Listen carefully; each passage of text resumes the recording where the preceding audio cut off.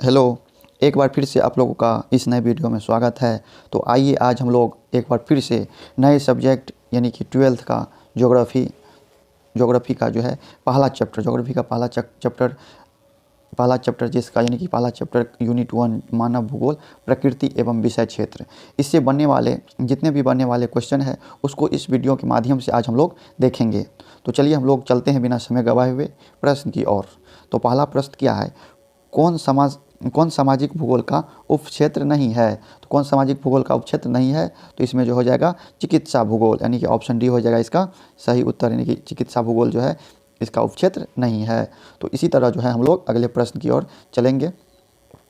अगला प्रश्न क्या है, अगला प्रश्न है कि मानव भूगोल का जनक किसे कहा जाता है। मानव भूगोल का जो है जनक किसे कहा जाता है, तो मानव भूगोल का जनक जो है रेटजेल को कहा जाता है, यानी कि ऑप्शन क्या हो जाएगा, ऑप्शन डी हो जाएगा इसका सही उत्तर।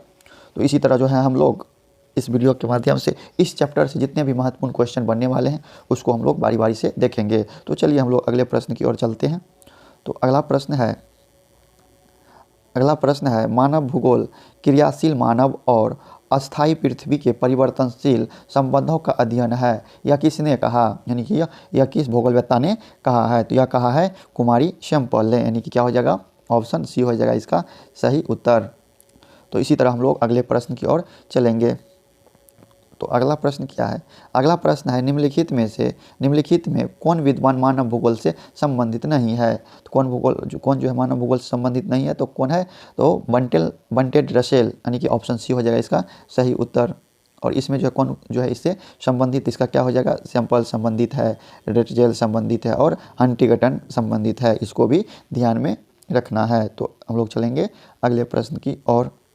तो अगला प्रश्न क्या है, अगला प्रश्न है संभववाद अवधारणा में किस घटक को महत्वपूर्ण माना गया है। तो किस घटक को महत्वपूर्ण माना गया है, तो यह प्राकृतिक, यानी कि प्राकृतिक घटक और मानवीय घटक, यानी कि दोनों को क्या माना गया है, महत्वपूर्ण माना गया है। तो इसका सही उत्तर क्या हो जाएगा, यानी कि ऑप्शन सी हो जाएगा, ए एंड बी दोनों।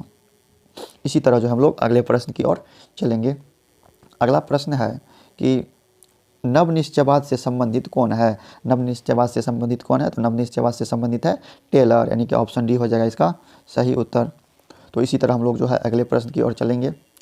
अगला प्रश्न है कि निम्नलिखित में कौन सा एक भौगोलिक सूचना का स्रोत नहीं है। कौन भौगोलिक सूचना का स्रोत नहीं है, तो प्राचीन महाकाव्य नहीं है, ऑप्शन सी हो जाएगा सही उत्तर। या जो भौगोलिक सूचना का कोई स्रोत नहीं है तो इसमें कौन है, तो उसको जरूर देखेंगे। यात्रियों के विवरण, यह एक भौगोलिक सूचना का स्रोत है, और प्राचीन मानचित्र यह भी एक सूचना का स्रोत है। और तीसरा क्या है, सी है ऑप्शन में, चंद्रमा से चट्टानी पदार्थों के नमूने, ये सब क्या है, भौगोलिक सूचना से संबंध में स्रोत हैं। इससे हम लोग भूगोल के अंतर्गत जो सूचना प्राप्त करते हैं। तो चलिए हम लोग अगले प्रश्न की ओर चलेंगे। अगला प्रश्न है निम्नलिखित कथनों में से कौन सा एक भूगोल का वर्णन नहीं करता है, यानी कि कौन सा जो है भूगोल का वर्णन नहीं करता है। तो कौन सा हो जाएगा, यानी कि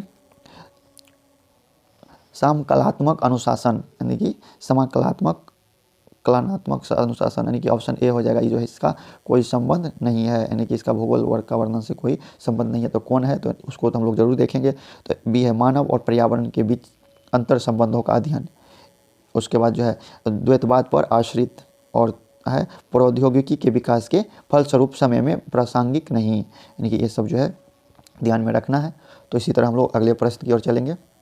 अगला प्रश्न है प्राकृतिक और मानव के बीच पारस्परिक क्रिया का सबसे महत्वपूर्ण कारक कौन है। सबसे महत्वपूर्ण कारक कौन है, तो इसमें हो जाएगा तकनीक, यानी कि ऑप्शन बी हो जाएगा इसका सही उत्तर।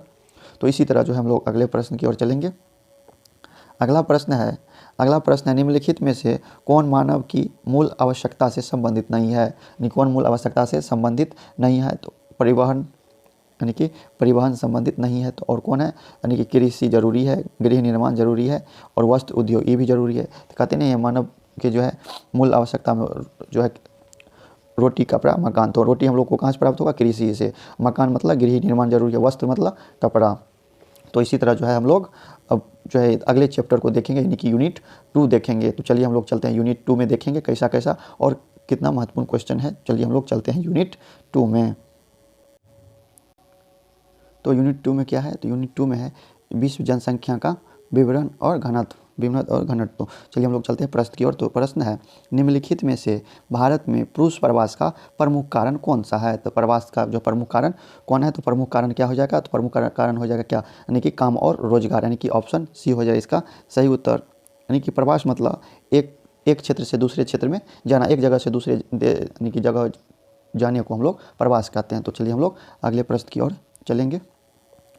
उसके बाद अगला प्रश्न है कि निम्नलिखित में से कौन सा क्षेत्र सघन जनसंख्या वाला है? कौन सा क्षेत्र सघन जनसंख्या वाला है? तो कौन है? दक्षिण पूर्व एशिया, यानी कि ऑप्शन ए हो जाएगा इसका सही उत्तर। यानी कि दक्षिण पूर्व एशिया जो है सघन जनसंख्या वाला क्षेत्र है। तो इसी तरह हम लोग अगले प्रश्न की ओर चलेंगे। अगला प्रश्न है जनसंख्या वृद्धि दर सर्वाधिक है। जनसंख्या वृद्धि दर सर्वाधिक है कहाँ पे? अफ्रीका में, यानी कि ऑप्शन ए हो जाएगा इसका सही उत्तर। तो इसी तरह जो हम लोग अगले प्रश्न की ओर चलेंगे। अगला प्रश्न है उच्च जनसंख्या वृद्धि दर वाला देश है। उच्च जनसंख्या वृद्धि दर वाला देश कौन है? तो कौन हो जाएगा? यमन, यानी कि ऑप्शन ए हो जाएगा इसका सही उत्तर। यानी कि यमन जो है उच्च जनसंख्या वृद्धि वाला देश है। तो इसी तरह जो हम लोग अगले प्रश्न की ओर चलेंगे। अगला प्रश्न है जनसंख्या वितरण को प्रभावित करने वाले कारकों में सबसे महत्वपूर्ण कारक कौन सा है? यानी कि जनसंख्या वितरण को प्रभावित करने वाले कारकों में सबसे महत्वपूर्ण कारक कौन सा है? तो इसमें क्या हो जाएगा? सबसे महत्वपूर्ण कारक क्या है? स्थलाकृति, यानी कि ऑप्शन ए हो जाएगा इसका सही उत्तर। तो इसी तरह जो हम लोग अगले प्रश्न की ओर चलेंगे। अगला प्रश्न क्या है? अगला प्रश्न है कि किस वर्ष विश्व की मानव जनसंख्या 6 अरब हुई? यानी कि किस वर्ष विश्व की मानव जनसंख्या 6 अरब हुई? तो यह किस वर्ष हुई? तो 1999, यानी कि ऑप्शन डी हो जाएगा इसका सही उत्तर। यानी कि 1999 में जो है विश्व की जनसंख्या जो है 6 अरब हुई थी। तो इसी तरह जो है हम लोग अगले प्रश्न की ओर चलेंगे। अगला प्रश्न है निम्नलिखित में किस देश की जनसंख्या बढ़ने के बदले घटती जा रही है? तो किस देश की? तो यह हो जाएगा लाटविया, यानी कि ऑप्शन सी हो जाएगा सही उत्तर। यानी कि लाटविया देश की जनसंख्या जो है बढ़ने के बजाय घटते जा रही है। तो इसी अगले प्रश्न की ओर चलेंगे। अगला प्रश्न है निम्नलिखित में से किस देश की जनसंख्या सबसे अधिक है? किस देश की जनसंख्या जो है सबसे अधिक है? तो यह हो जाएगा निम्न में से जो है संयुक्त राष्ट्र अमेरिका, यानी कि ऑप्शन ए हो जाएगा इसका सही उत्तर। यानी कि ऑप्शन के अनुसार इस देश का जो है सबसे ज़्यादा जनसंख्या है। तो इसी तरह जो हम लोग अगले प्रश्न की ओर चलेंगे। अगला प्रश्न है जनांकीय संक्रमण की सिद्धांत किसने दिया? तो यह किसने दिया? तो यह दिया नोएस्टीन, यानी कि ऑप्शन सी हो जाएगा इसका सही उत्तर। यानी कि नोएस्टीन ने जो है जनांकीय संक्रमण सिद्धांत दिया है। तो इसी तरह हम लोग अगले प्रश्न की ओर चलेंगे। अगला प्रश्न है निम्न में से कौन एक जनसंख्या परिवर्तन का कारण नहीं है? निम्न में से कौन सा एक जनसंख्या परिवर्तन का कारण नहीं है? तो कौन है? आवास से जो है जनसंख्या परिवर्तन नहीं होगा। बल्कि इसी तरह हम लोग अगले प्रश्न की ओर चलेंगे। अगला प्रश्न है कि प्रतिकर्ष और अपकर्ष कारक उत्तरदायी है। प्रतिकर्ष और अपकर्ष कारक जो है उत्तरदायी है किस पर? प्रकाश के लिए, यानी कि ऑप्शन क्या हो जाएगा? ऑप्शन ए हो जाएगा इसका सही उत्तर। इसी तरह हम लोग अगले प्रश्न की ओर चलेंगे। अगला प्रश्न क्या है कि निम्नलिखित में कौन एक जन स्थानांतरण का आकर्षण कारक नहीं है? कौन आकर्षण कारक नहीं है? तो यह हो जाएगा रहन सहन की निम्न दशाएं, यानी कि ऑप्शन ए हो जाएगा सही उत्तर। इसी तरह हम लोग अगले प्रश्न की ओर चलेंगे।